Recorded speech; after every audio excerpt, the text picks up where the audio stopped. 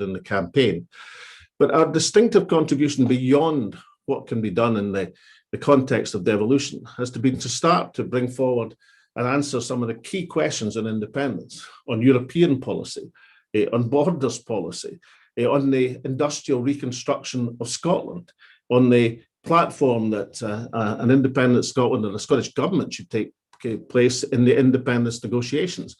And if I was to define in one word what the key contribution of ALBA to this campaign is, then it's to inject urgency into the campaign, urgency on the issue of independence. Now, some people argue that independence is something that should be soft-pedaled or not spoken about too much in a Scottish election campaign. I take the opposite view. Some people argue that the independence support declines when independence is spoken about. I take the opposite view.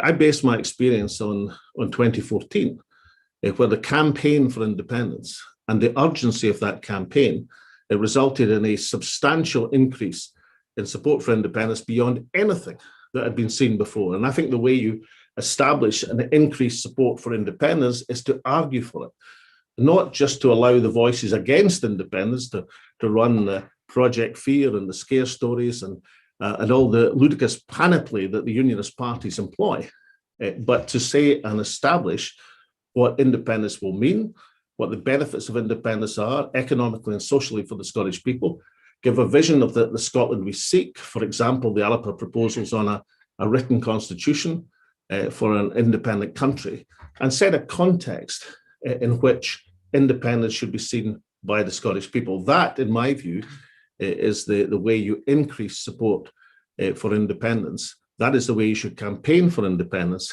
And the urgency with which ALBA put forward that proposal has made a substantial contribution to this election campaign. We've enlivened this election campaign, but we exist not to bring entertainment and joviality to the Scottish Press Corps. We exist to take a message to the Scottish people that there is a political party who wants to see independence as something for the here and now, not something for the hereafter. I think that message is resonating with people across Scotland. I think, and I've never relied on opinion polls, but relying on the sense of support that ALBA has on the ground, the number of activists we now have, we're now well over 5,000 members, easily surpassing that of the Liberal Democrats and closing in on the membership of the Tories. We've got elected councillors now, the length and breadth of Scotland. We've got 2 Westminster MPs, double the number of the Scottish Labour Party. We have 32 candidates, 18 women and 14 men in the field, arguing the ALBA case across Scotland. And I think that will be reflected in the results this week. Our aim at the outset was to gain representation for ALBA across Scotland. That was our aim. That's still our objective. I still think that is what we can do. And I know with some satisfaction, not relying on opinion polls, but there are now 7 opinion polls in this campaign, which indicate that we can make a parliamentary breakthrough. That bridgehead for ALBA would be absolutely fantastic. That is what we've got a sight set on this Thursday, and we'll continue to promote that positive message of the possibilities of independence for the Scottish people. And that message is why I believe that ALBA is rising across Scotland. And with that, I'm very open to questions.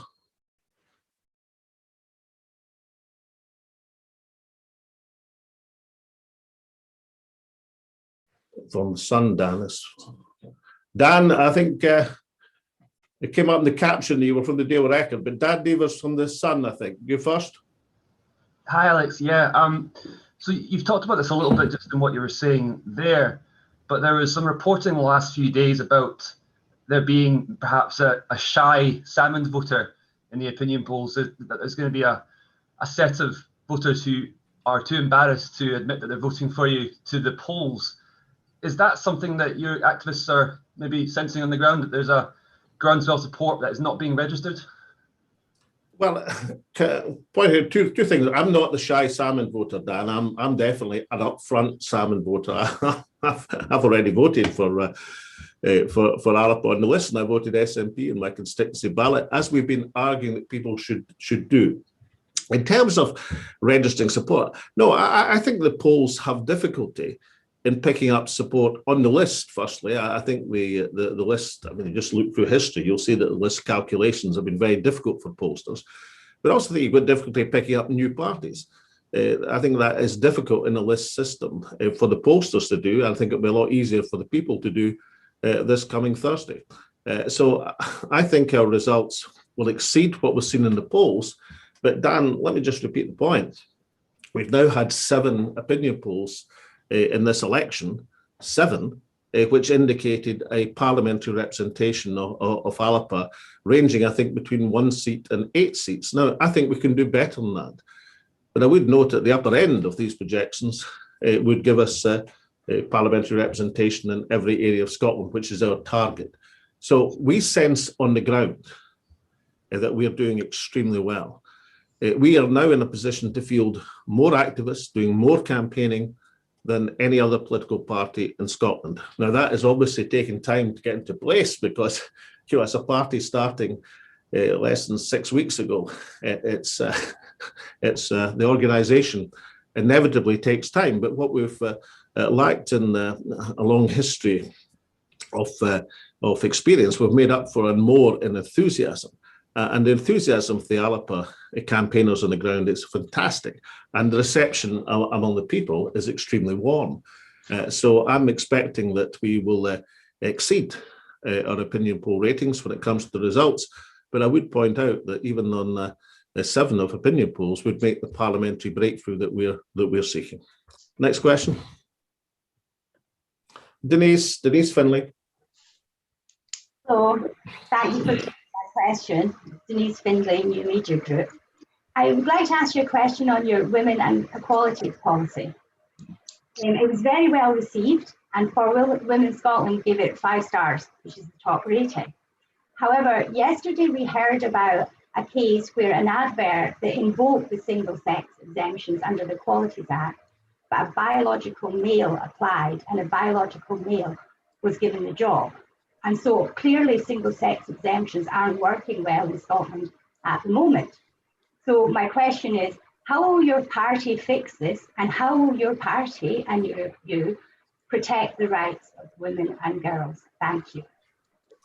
Well, thanks, Denise. I mean, you know what's in the policy, the Women and Equalities policy, which was the subject of an ALBA policy conference and now has been well publicised, and of course was also the subject of the I suppose march on the Parliament by the 18 ALBA women candidates on Sunday, which was a tremendous event. Now that provides a great rallying call. You're right; it's been well received by many women's groups across Scotland, and I think it should be understood that the ALBA policy, which I think is absolutely the right one to do, is to take this issue to a citizens' assembly, to have it debated in an atmosphere where the different points of view can be properly expressed, to take some of the heat out of the issue and let some light in. I mean, that's exactly what the citizens' assembly concept was for. And I think that is the way to progress the issue. But you can be certain that ALBA as a political party will be standing full square behind the declaration that's been made by our women candidates, and you can see their ability to mobilise. The one thing I would say, and I mean, I know it was a bank holiday weekend and all the rest of it, but you know, we were told by the BBC that they couldn't send a camera a few hundred yards from the BBC in Edinburgh to outside the Scots Parliament to record and to interview on that very, very substantial demonstration on Sunday about a very substantial issue in this election campaign and in Scottish society from people who have a considered point of view. But the same organisation interviewed Willie Rennie on his Todd up a hill overlooking the Parliament on the same day. Now, I cannot understand why this issue is not being properly broadcast and discussed and seen in the reasonable way it should be seen and discussed, and in particular the proposal for a citizens' assembly to work through how we can reconcile people's understandable wish for equality with protecting the the hard-won and well-established rights of women. That seems to me the right proposal. I think it will carry a lot of support in the polls on Thursday, and I think it will be the sort of proposal that should appeal to reasonable people in the Parliament. Next question. Mark. Good afternoon. Yeah. Hi. Yeah, you're in the kind of darkness there, Mark, but I can just about see you. On you go. No problem. What's your reaction to the reports that Iran is using social media channels to boost the cause of Scottish independence? And also, I read what Tasmina said about working for Russia Today. Now, the argument of the security services is not that by working for Russia Today, you're pumping out their message, but that you're building an audience with a kind of soft power thing in order for them to sneak other messages around your program that work against the Western alliances. So kind of on those two issues, what would be ALBA's policy and what's your views on it? Well, on your second point, I mean, it's not just the programme that's independently produced by a Scottish production company, Slange, that is regulated by Ofcom, but RT, as broadcast in the UK, is also regulated by Ofcom. It's part of the regulation format that affects all broadcasters. And I don't really see if the security services argument is that shouldn't be happening, then they can take the steps that they think to stop it happening, and that can be argued democratically as to whether that's a wise thing to do. But you can hardly argue that an Ofcom regulated programme, independently produced, is anything other than a valuable political discussion programme. And Mark, as I think I've said, well, perhaps not to yourself, but certainly to the Times journalist before, I mean, if you could point to anything in that programme which you suggest isn't fair and balanced and gives a considered point of view with people given time to answer the question from a variety of perspectives, I'd be very interested to hear from you, but I don't think you'll be able to. As for the Iranian thing, well, I think it was the Henry Jackson Society that you were basing your front page on. I have to say I find this sort of stuff very difficult to place any semblance on. I think we've got a real issue with online warriors, let's call them that, both in society and in politics. I think people should stop doing it. Obviously, the companies concerned who hold the online platforms, that they have to reconcile freedom of speech with civic responsibility, but it's not an attractive feature of politics. And online warriors, keyboard warriors in one way or another, and no doubt all political parties or adherents of all political parties can be guilty of this, but it doesn't reflect the best in politics. But as to the accusation that there's some deep-seated Iranian plot promoting the SNP or ALBA or the Green Party or any other group supporting Scottish independence, I've yet to see any convincing evidence of it. And if there were, distinctly, that sort of stuff, in my estimation, from anywhere, any state, at any time, has little or no effect on the substance of politics. Indeed, could well be counterproductive. Next question. Hi, Alex. It's Neil Puran here from PA. Hi, Neil. Hi. There's been quite a lot of discussion online about your comments to the New Yorker, where they reported you saying, with regards to Nicola Sturgeon, if I wanted to destroy her, that could have been done. Could you maybe say a bit more about what exactly you meant by that? And if you are elected to Parliament, more broadly, what would your relationship with Nicola Sturgeon be like if you have to work together on certain issues? Well, let me point out, Neil, that in this entire campaign, I have not made a single personal attack on Nicola Sturgeon, and I don't intend to start now. ALBA have been trying to bring forward the issues in a sensible way, particularly the issues of independence, in an entirely positive perspective. The New Yorker is totally taken out of context. I did not chuckle, as was said in that phone interview of many weeks ago. I think I guffawed at the suggestion that was being made by Mr. Knight. And I know actually from his copy, as opposed to the impression that you tried to give me, that wasn't even a suggestion being made, as I understand it, by Nicola Sturgeon herself. My habit of guffawing at prejudicial and pejorative questions is perhaps a bad habit of mine. It's one incidentally that's shared by Nicola. Perhaps it was a bad habit she picked up from me. But the point I was making to Mr. Knight was that far from trying to, quote, destroy Nicola Sturgeon, which was his words, that at the parliamentary committee, despite being invited to by the cross-party parliamentary committee to call for Nicola's resignation, I'd refused to do so. And I think that was an important point to make from that seemed to go missing from his copy. Now, I don't know why he had that impression. I mean, there was a mistaken report on BBC Network which suggested I had called for Nicola's resignation, but of course they had to apologise for that because I did no such thing, as the journalists on this call will very well know.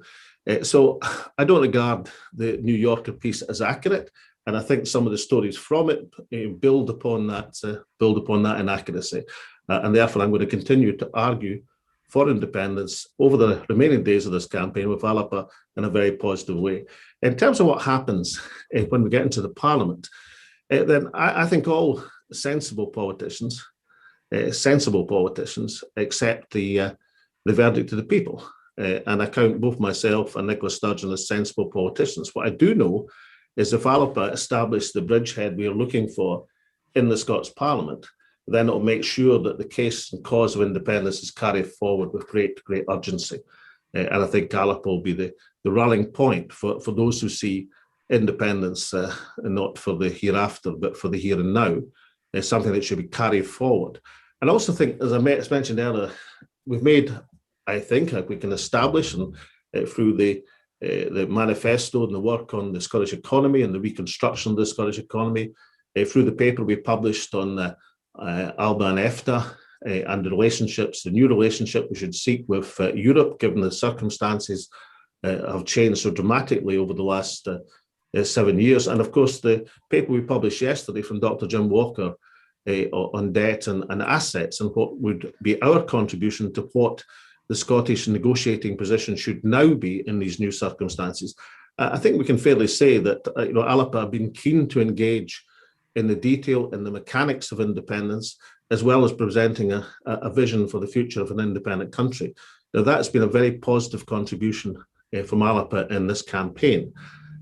I said 6 weeks ago when we publicly launched ALBA that I thought one of our contributions would be to present the case for independence, taking account of the changes in the world since 2014. That, I believe, we have done, and I'm very proud indeed that ALBA has been prepared and able to do it in that confined space of time, but with substance behind our arguments. I think that is essential for the people of Scotland to know that those advocating independence are putting forward the detailed thinking and framework as to how we get there, and then what we do with our independence once we get it. Next question. Hi there, it's Alison McCallum from STV. Can you hear me? Yes, I can, Alison. Yep, perfect. You've just said that your party would inject urgency into the campaign for independence and that you're basing your experience in 2014. Does that just show that you actually just want to replay history and you're not taking note of where the world is today? We're in the pandemic, people's lives have been turned upside down, and actually maybe not having urgency is what people are looking for. Also, you've mentioned the polls today. There are 2 polls out today, one at 2%, one at 3% for your party, which means there might not be a breakthrough. So if there is not that success you're looking for, if you personally are not elected, will you be stepping back from public politics?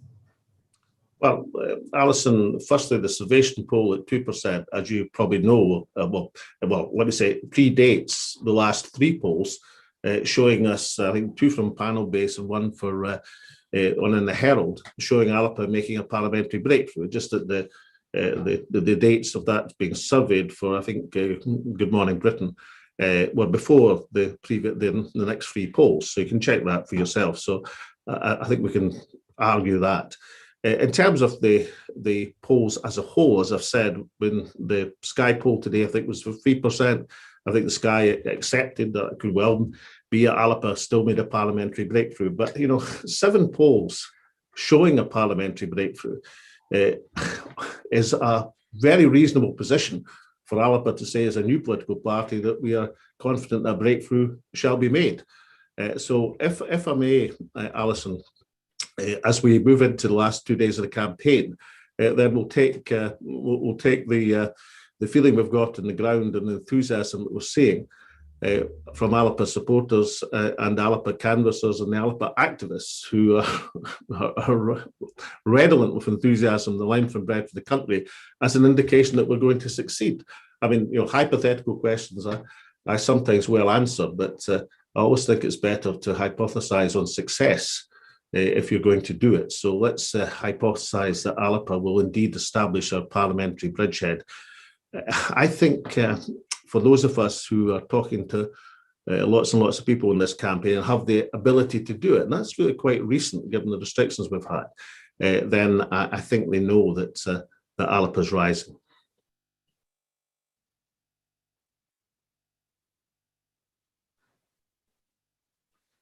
Hello, Roddy. Hello there, Alex. Long time no see.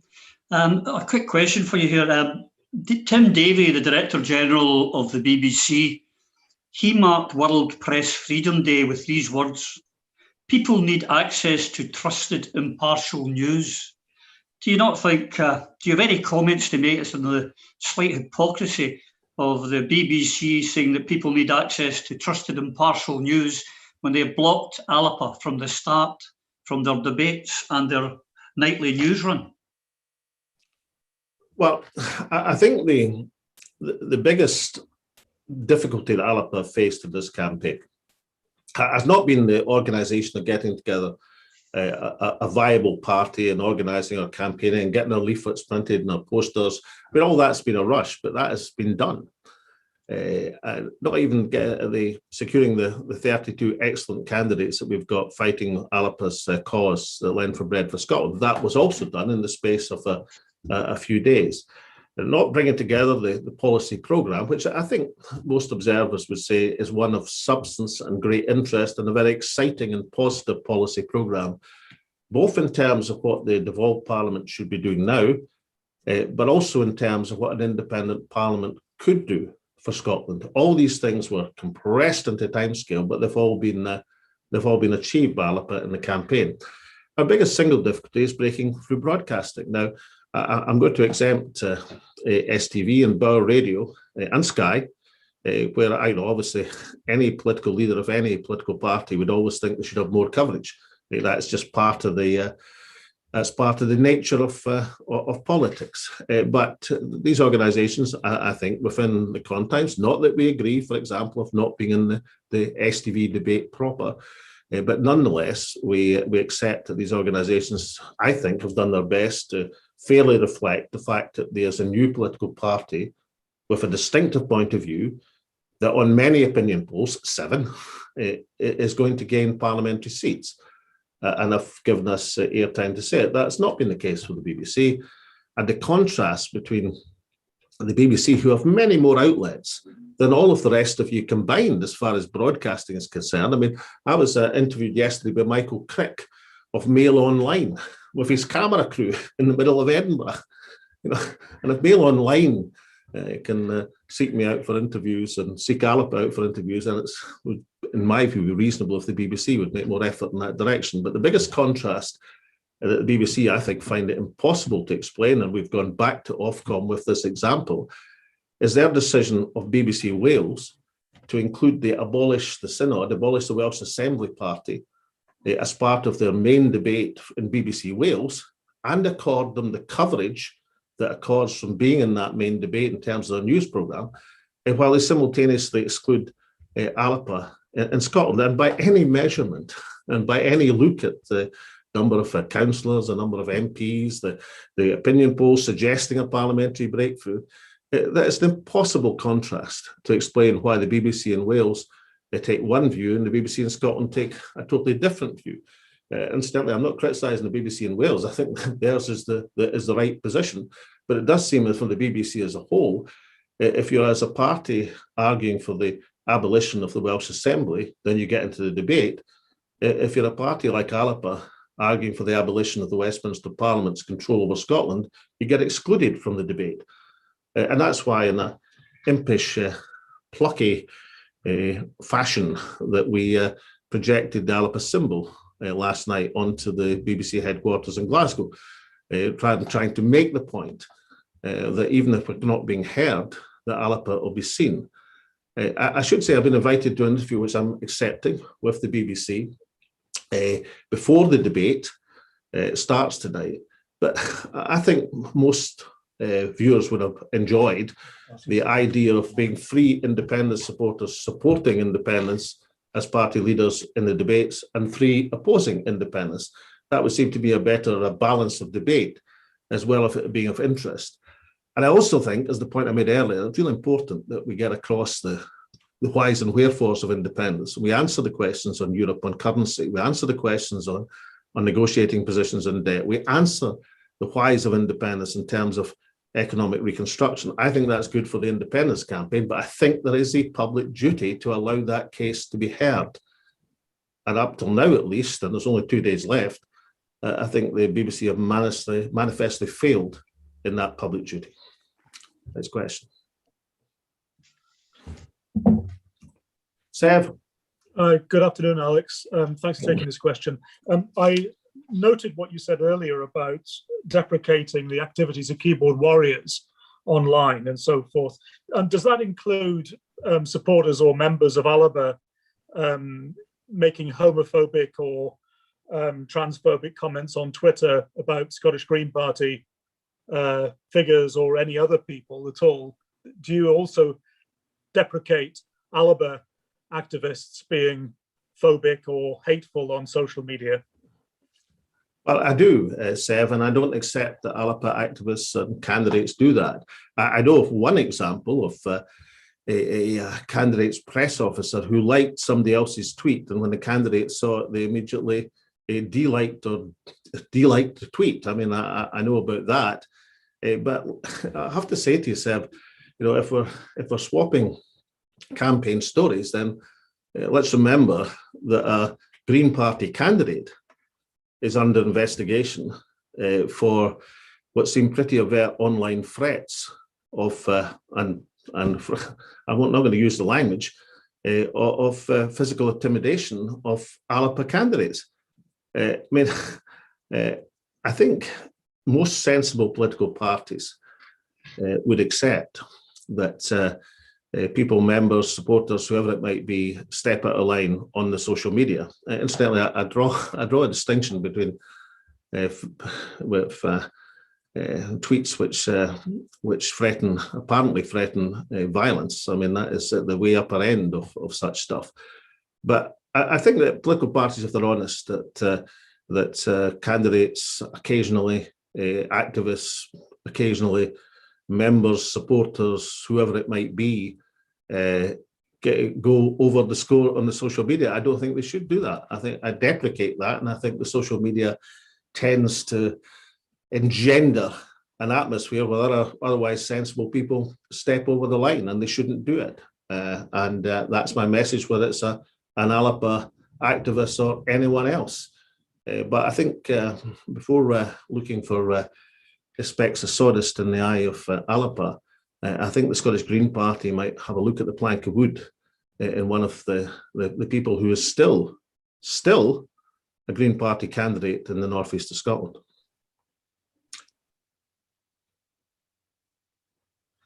Hi, Chris.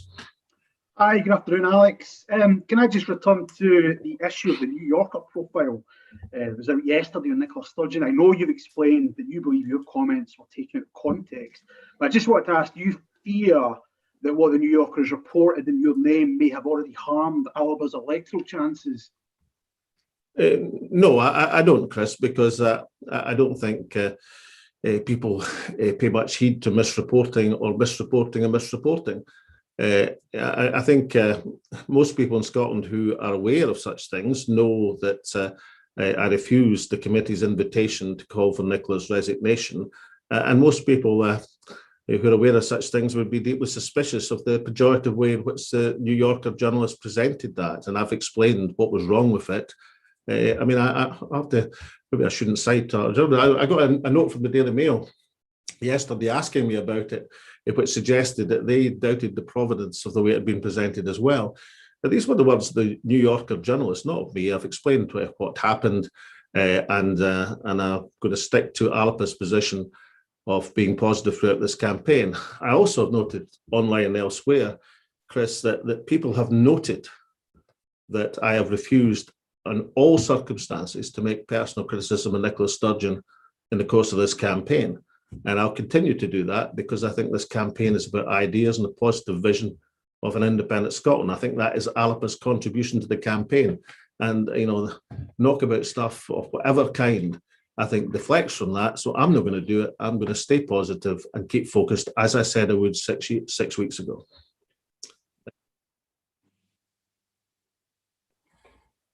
Rachel. Hi there. Yeah, I'd just like to ask about, you mentioned speaking to Michael Crick earlier. You have raised concerns that you fear backsliding from Nicola Sturgeon on independence. Why is this? Is there something in her campaigning or previously that makes you fear that? But also just to follow up from Alison's question as well, would backsliding on independence not be appropriate at this point, given we are in a pandemic? We don't know where the virus is going, how we're going to get rid of it, or recovery. So do you not think it would be acceptable in some way for Nicola Sturgeon to backslide on that promise? This is a valid, important disagreement in the campaign. I believe that independence is fundamental to Scotland's economic recovery. I also believe that Nicola Sturgeon is far better able to handle the implications of COVID than Boris Johnson is. And I think that was demonstrated certainly in the explanations and the way things were articulated over the last year. So if anyone believes that, and I think a number of people in Scotland do, then why would we want to leave the recovery from COVID in the hands of Boris Johnson as Prime Minister? Why wouldn't we want to trust that the Scottish Parliament would recovery in the way that more people trusted the Scottish government with the explanation and Nicola's explanations of how she was handling COVID in Scotland? I mean, one of the things that strengthened the case for independence over the last year has been the demonstration that to most observers, and certainly in the explanations of the policy, which is a really important thing, that the presentation from Scotland was substantially superior to the presentation from Whitehall. So if you believe that, then why wouldn't you think that having Scotland in charge of recovery was just as important? Secondly, from the perspective of independence supporters believe that independence for Scotland is absolutely vital, hugely important for the future of Scotland, for Scottish society, for Scottish economy, for the well-being of the Scottish people. If you believe that, then there's a lot of us want to get on with that as quickly as possible. Starting negotiations next week, which is ALBA's position, it doesn't mean you're going to end the negotiations next week.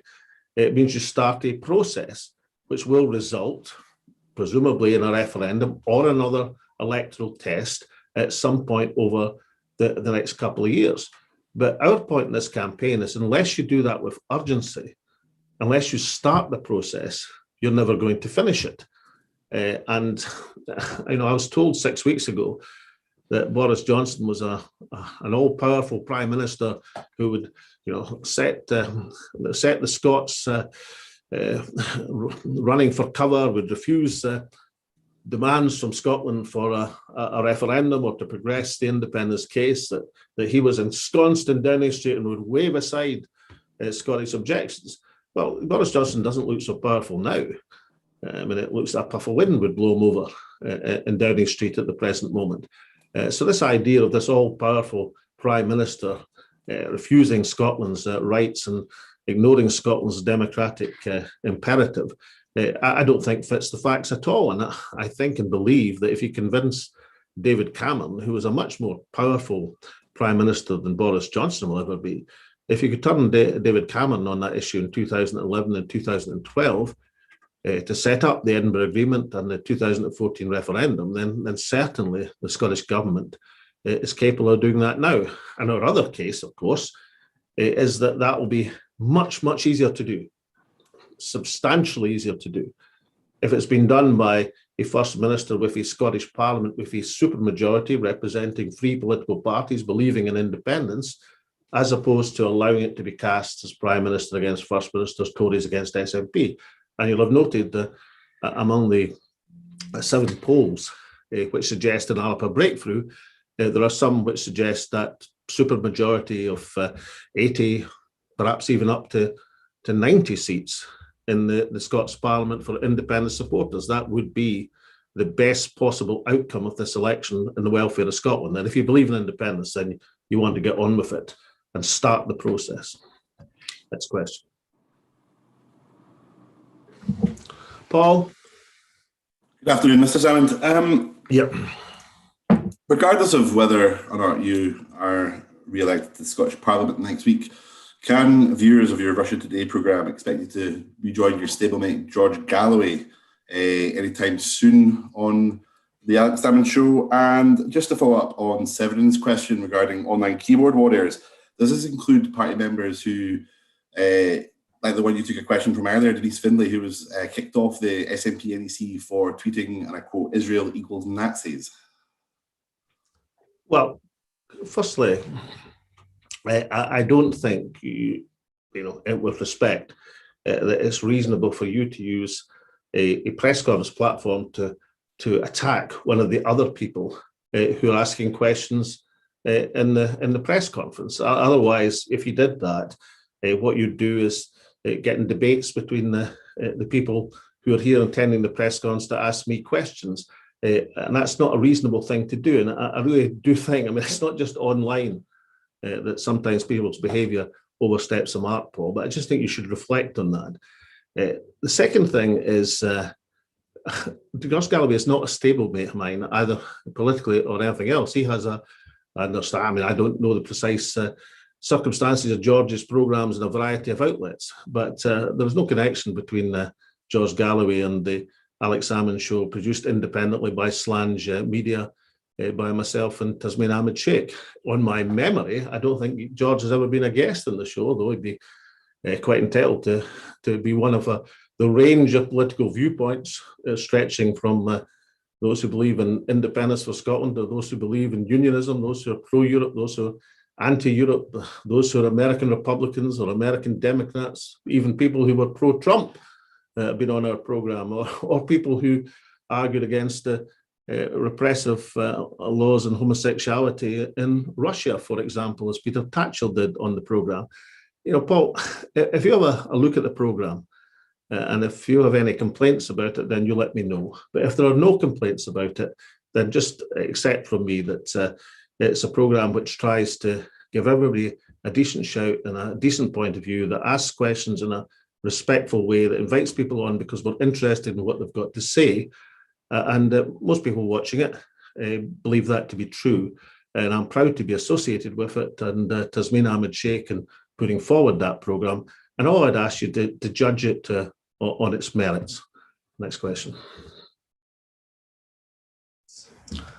Dave. Morning, Alec. I've got a question for you here from Cheryl Easton, who's a WASPy woman. She asks, do ALBA have any plans to mitigate even slightly the financial position of women like her who have been denied their state pension by Westminster?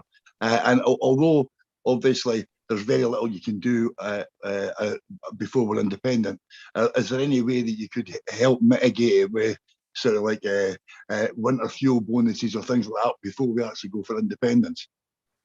Yeah, it's dealt with in the manifesto. Most pensions policy, of course, is, as you rightly say, controlled by Westminster, but that doesn't stop MSPs campaigning on it, and indeed the ALBA MPs campaigning on it. And the particular aspects of the campaign for WASPy women we've set out in the manifesto because of its importance as an issue, not just because a number of people are caught up in this injustice, but because it is a matter of injustice. It's one of the great causes of pension policy is to rectify the injustice that has been done to WASPy women, and that's detailed in the manifesto. Can I just point out that in terms of what we think the Scottish Parliament can do, that the £500 payment to low-income Scottish families that we are proposing, which is part of the 5-point drive to eliminate family and child poverty in Scotland, but the £500 annual payment, in addition to current benefits, of course, includes low-income pensioner households,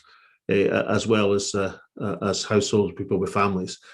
So it's an important aspect, important practical aspect of the policy, which is good news for pensioners, but also good news for low-income people in Scotland, to actually seize the opportunity as we move out of the COVID crisis, to try and make sure that the world into which we emerge is going to be better in some respects than the world before the crisis and the tragedy.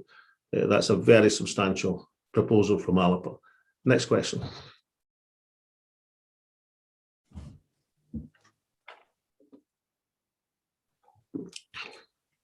Libby. Hello. Obviously, one of the key messages throughout your campaign has been about tactical voting towards this pro-independence majority at Holyrood. And I just wanted to ask if you had any concerns that whilst you have successfully educated voters about using their regional vote differently, they are not yet persuaded that they're going to use it for your party. So you may end up with a pro-independence majority in Holyrood that's not the one that you were hoping for. And just following on from that, why do you think it is that so few voters think a coalition between the SNP and ALBA would be good for Scotland?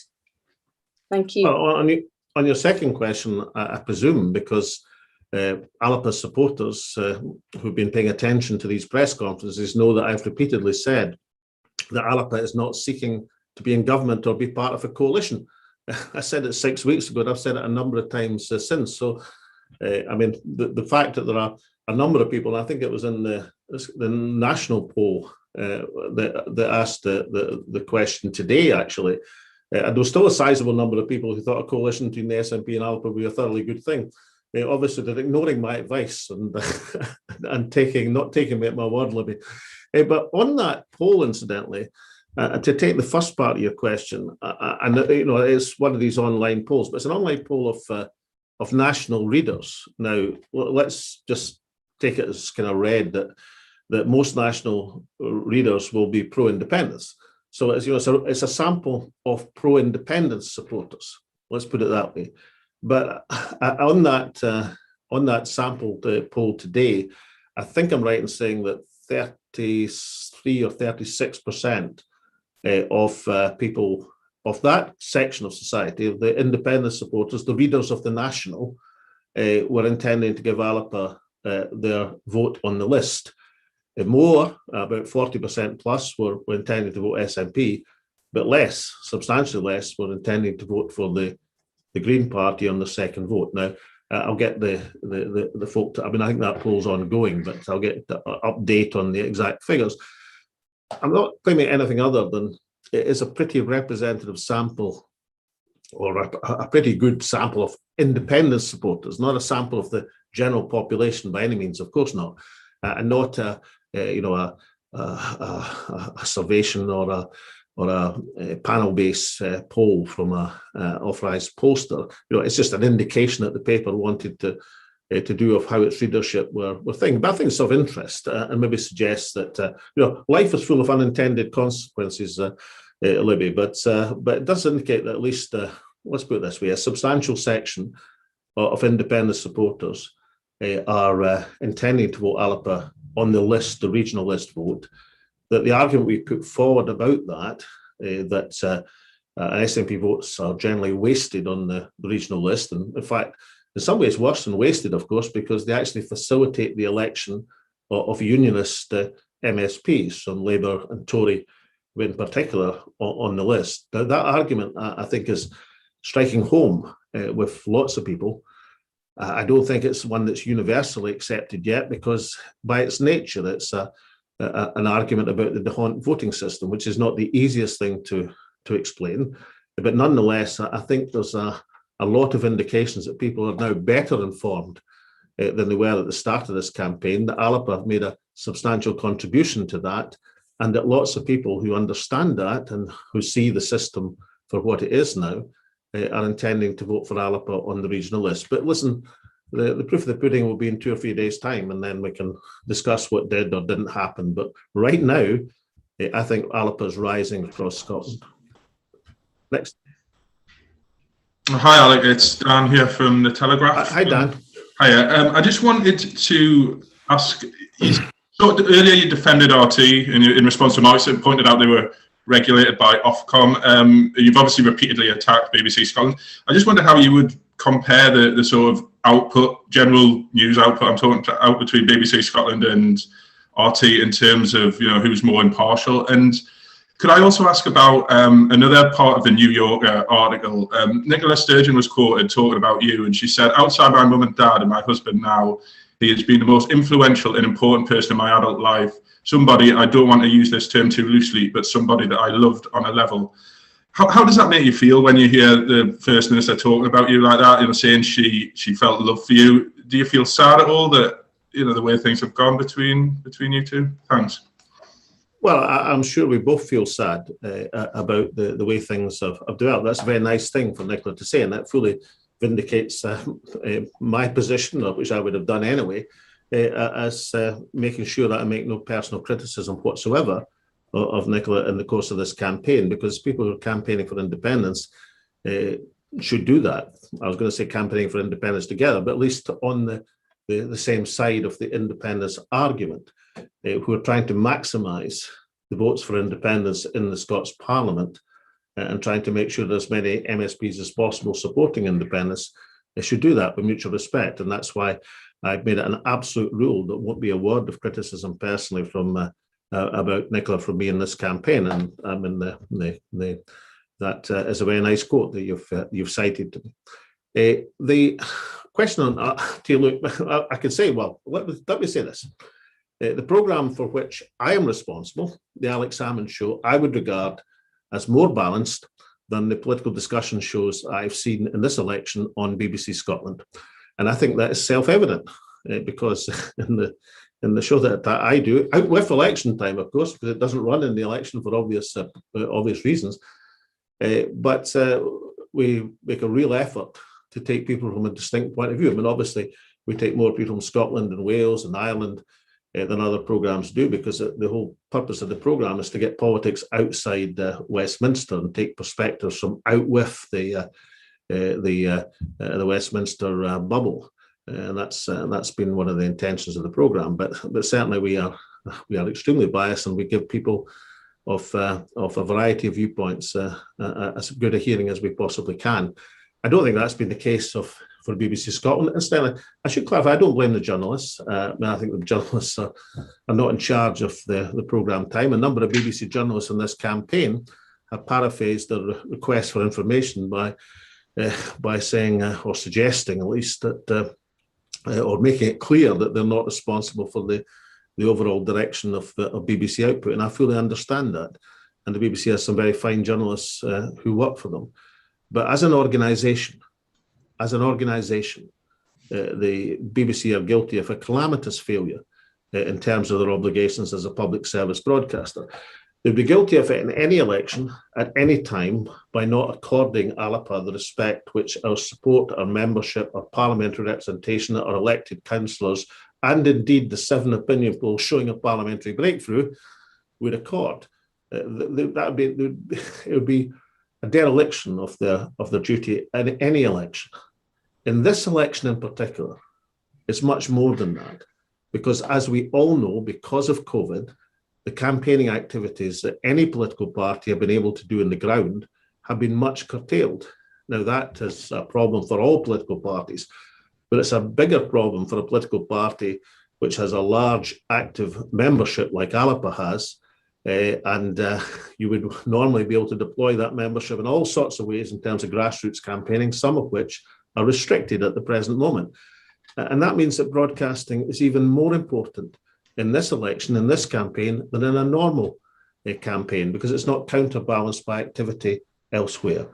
And I think the failure of BBC Scotland to reflect that is going to be a blot on their reputation as a broadcaster for years to come. And if ALBA are successful, as I hope and believe we shall be in particular, then there'll be huge questions asked about the role of the BBC in this campaign. Not just, Daniel, in terms of the debates, although I do think the contrast between the BBC in Wales and the BBC in Scotland is impossible to explain. Impossible to explain. But also in news coverage. I gave the example of the Women's Declaration in front of the Parliament on Sunday, a substantial issue, substantially pursued with a variety of opportunities to cover it in news value terms and just ignored in broadcasting terms by the BBC, but also just the rota which the BBC use. In every programme, they mention the 5 major parties, as they put it. There's 2 problems with that. One is that definition of major parties. It was ruled out by Ofcom in the 2017 consultation. It still seems to exist in BBC Scotland. And secondly, the disparity is extraordinary. By any reasonable term, ALBA have a chance, let's put no higher than that, of gaining the sort of support that Liberal Democrats are going to get. Any reasonable estimation of this campaign have a chance of doing that in this election. But Liberal Democrats are accorded a position as a major party, despite the fact that they're only 1/10 the size of the SNP, who are another major party and given equal coverage. These things are impossible to explain, other than suggesting that BBC, as a public service broadcaster, have let the people of Scotland down. Next question.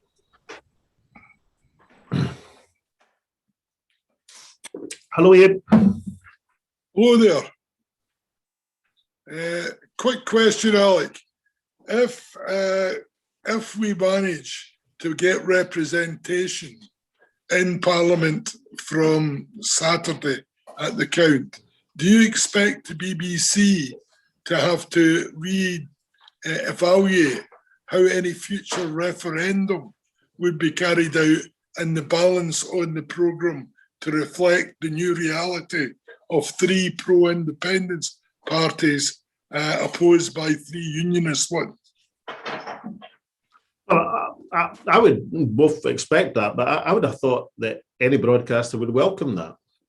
I mean, it actually is a problem in broadcasting terms to have a balanced debate. Let's put it no higher than this, that we have a population in Scotland who are roughly equally divided on the constitutional question between independent supporters and supporters of the union.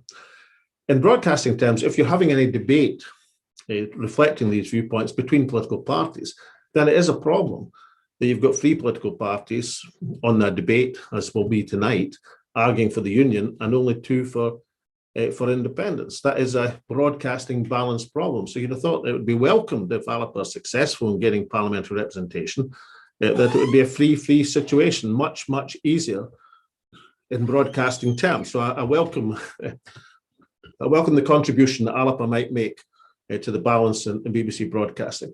Now, in terms of, since I've spoken about this a number of times, in terms of what you do about this, yes, of course, I make my views on it clear, as you'd expect me to do.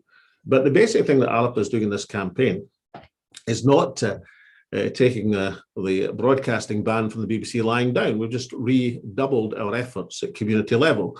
We've looked for innovative ways of campaigning to make our point. I mentioned the image projected into the BBC headquarters last evening. I should also mention the Digivan, which is currently touring a number of regions of Scotland, which is a direct broadcast from ALBA to people in the towns and villages across Scotland.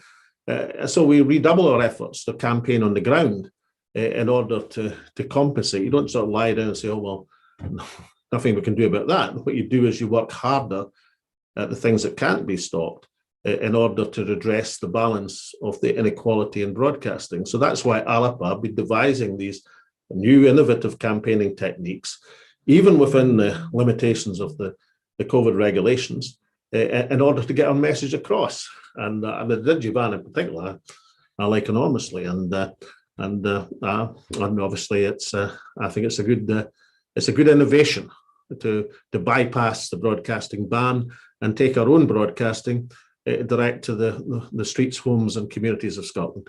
Next question. Hi there, it's Alistair Grant. Hello, Alistair. Hiya.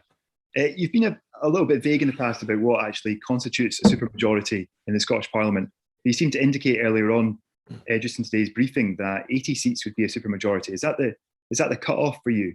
80 seats, would that be a supermajority? And just a couple more questions as well. How are you picking up? Just very quickly. Say, just the one, Alistair. Nobody else has managed more than 2 so far, and I don't want more in about the Herald getting preference. So maybe 2 questions, okay? Okay, one more. Just to go back to the New Yorker profile just one last time, and the comments attributed to you about destroying Nicola Sturgeon. One of the ways to read that comment, of course, is that it suggests that you have damaging information that is not public. Is that the case? Thanks. Well, Alistair, you'd only get that impression if you read the Herald misrepresentation, not by you, but by one of your colleagues, of a misrepresentation. So you're going on a double misrepresentation now. My attitude stands, will make no personal criticism of Nicola Sturgeon in this campaign, and entirely focused on taking matters forward for Scotland. I think that's the right way to approach these things. In terms of rephrase your first question, Alistair, because I wasn't sure. Maybe I interrupted you just as you were coming to the point. Your first question again. It was just about trying to get an actual definition as to how many MSPs the majority. Because you seem to indicate 80 seats would be. Again, this was another Herald definition, incidentally, which when ALBA introduced the concept of a supermajority, which has become one of the key words in this election campaign. Supermajority is reasonably well known, if not incredibly well understood. We meant nothing more than to say that we thought the Scottish Parliament position would be immeasurably strengthened if you're not dealing with a 50-50 split or a marginal situation with more independence MSPs than unionist MSPs. But the bigger that majority was for independence, the greater the influence of the Parliament would be. And we said that the independence negotiations should include the Parliament, not just the government. And we set forward the idea for the Constitutional Convention, for a standing committee of the Parliament on Independence, for the Independence Commission, by which that could be done. And that was the point we're making, that the stronger the majority for independence, the stronger Scotland's hand becomes with Westminster. Now, we weren't trying to put a 2/3 figure on it. I think it was one of your colleagues who did that. They were just trying to say a supermajority. The more MPs supporting independence, the more super the majority is. And I was merely noting that I think the 2 polls at the weekend, on these polls, I think I'm right in saying, had between the SNP, the Greens, and ALBA, had the numbers of projected MSPs supporting independence at something like 78 or 79, which is why I mentioned the figure 80. Now, I don't think that is the top on this, incidentally. I think if more independent supporters shift on the regional list as they realise the power of that argument, because in both of these polls, the SNP would gain no seats in the list at all, none whatsoever. Despite the number of people voting for them still in the list, that would register no MSPs at all in either of the polls. That is both of the panel-based poll in the Sunday Times and the BMG poll in the Herald. No list seats for the SNP. And as that argument gets across, there is a potential to take that figure from 78 to 79 to higher than that. So 80 is not the limit, nor do we have an exact number. The more number of independent supporting MPs, the more super the majority becomes. The more there is a super majority, the stronger the Scottish Parliament's influence in the independence negotiations will become, and the stronger Scotland's hand becomes in seeing off Boris Johnson or whoever is there by the time we come to the negotiations. I think we'll have to watch our timing because I've got to get down to Glasgow to do a BBC interview. Left. Okay, off we go. Who's next? It's Chris Green from the Eye here. Chris, hi. Just a quick question. Can I ask what you will do in the scenario that you personally fail to be elected, but perhaps another one of your candidates is elected? Will you pass the leadership to them effectively, or will you continue to pull the strings behind the scenes? And would that be an appropriate thing to do you think? Well, can I go back to my question about hypotheticals, Chris? You hypothesize on success, not on failure. But in terms of who the ALBA leader is, under any circumstances, the ALBA leader will be elected annually by the ALBA annual conference, the first inaugural conference of which will be in June, on a one-member, one-vote basis, according to the ALBA constitution. So each and every year, the ALBA membership will get the opportunity to choose who should lead ALBA as a political party. Rightly, the ALBA constitution is well worth a look at, incidentally. I think it was drawn up by Laurie Flynn and his committee, but I think it's, I don't think it's a model constitution. I mean, all constitutions have their pros and cons, but it's pretty good. It's as a progressive constitution for a modern political party. I think the ALBA constitution is right up there. It's a first-class effort. And one of the things it designates, Chris, is that the ALBA leader will be elected annually by one member, one vote, and announced at the ALBA annual conference, which takes place in June. Right, last question.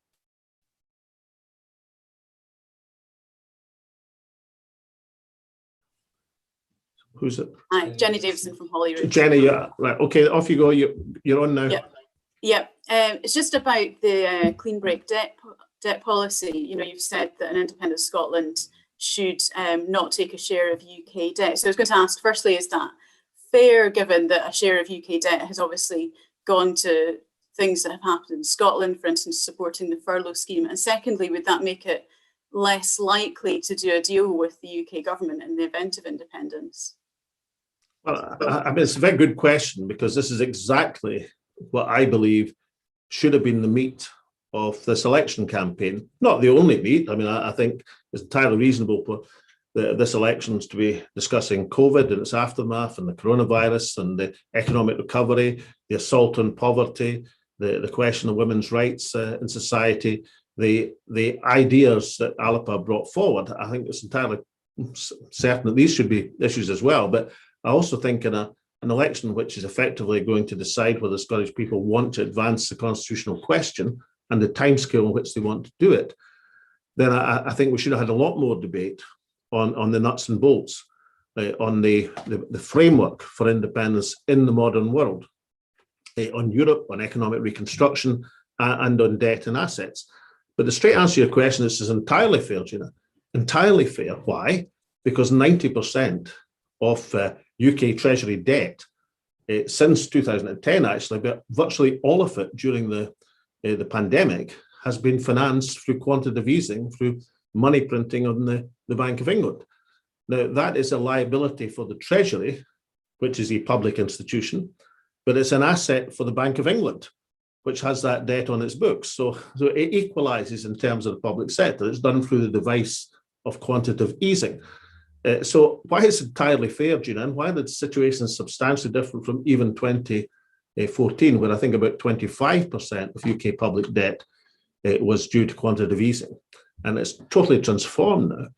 And why it's entirely fair is if Scotland were apportioning a share of the liability, would be equally entitled to a share of the assets held by the Bank of England.